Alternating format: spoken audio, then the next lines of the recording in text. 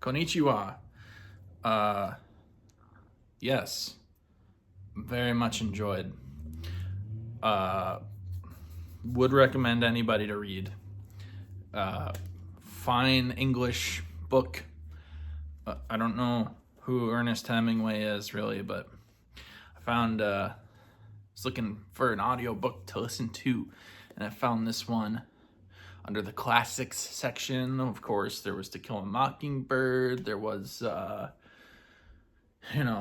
Mice and Men, and Catcher in the Rye in that section. And then there was The Old Man and the Sea. I think it's appropriately named. It is a book about an old man. The Old Man and the Sea. The old man being the protagonist. The only old man really in the book. Aren't many characters. And honestly, sorry, I've listened to the audiobook. I'm on my second listen through. I'm almost done with the second one. I miss the first few chapters or whatever of the book, but from what I can tell, this old man has known a whole life full of the sea, and it shows in his little tidbits of knowledge. Like there's shark oil that any of the fishermen can drink, but most of them don't because it's doesn't taste good, but it's good for fishing and it's good to keep sharks away or whatever. The old man drinks it because he knows it's just part of the tradition that comes with age, and he is old, so he's got plenty of tradition, and he knows that the sea has its own traditions. He works with the sea's traditions, and that's part of the book too. It's a short book. It's let's see, 200 pages, 130 pages. So it's even shorter than short, honestly. And it's I would say just like well written, yes, but also it's kind of simply written. It isn't trying to be Pulitzer Prize winner book or this huge stepping outside of your literary comfort zone for Ernest Hemingway. I've never read any other Ernest Hemingway. I know he's got a name though.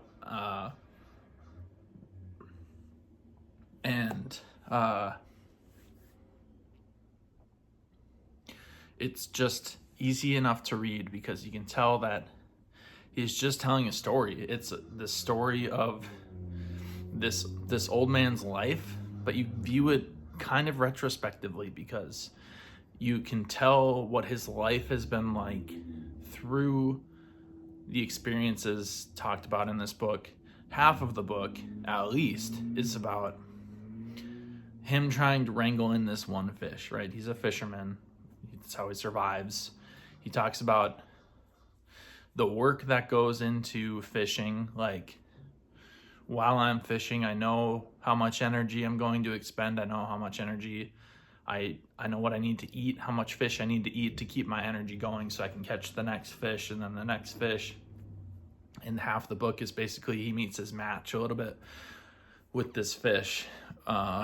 He's like, all right, I got to set myself up here so I can,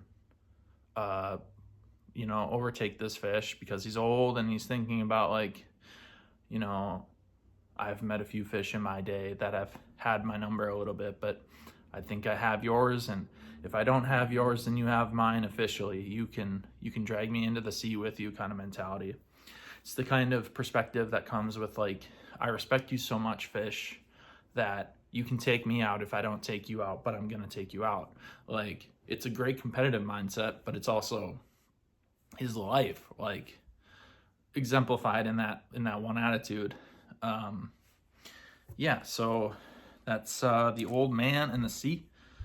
Feel free to like and subscribe the video, like the video and subscribe. I did listen to it on audiobook.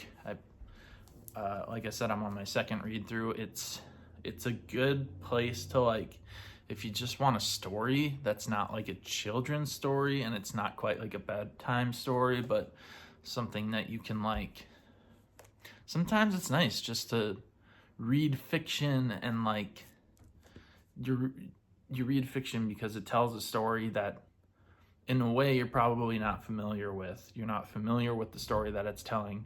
I'm reading Harry Potter right now. I'm years late to the party, but I'm enjoying it because I'm on the 5th book, and at this point it's taken me into the world, and that's why I like fiction, because it can be based so much on the real world. Like, this one's not, we're not going to Atlantis or anything, we're just on the sea, but it's this person's life reflected in this one book, and could be Ernest Hemingway's for all we know. I don't know anything about him, but it's not like it's made up, but it is very real at the same time, because it's why not be fiction, nonfiction, because it's not nonfiction. But I think you get my point. All right, like and subscribe. Thank you for watching. Enjoy the rest of your day. Goodbye.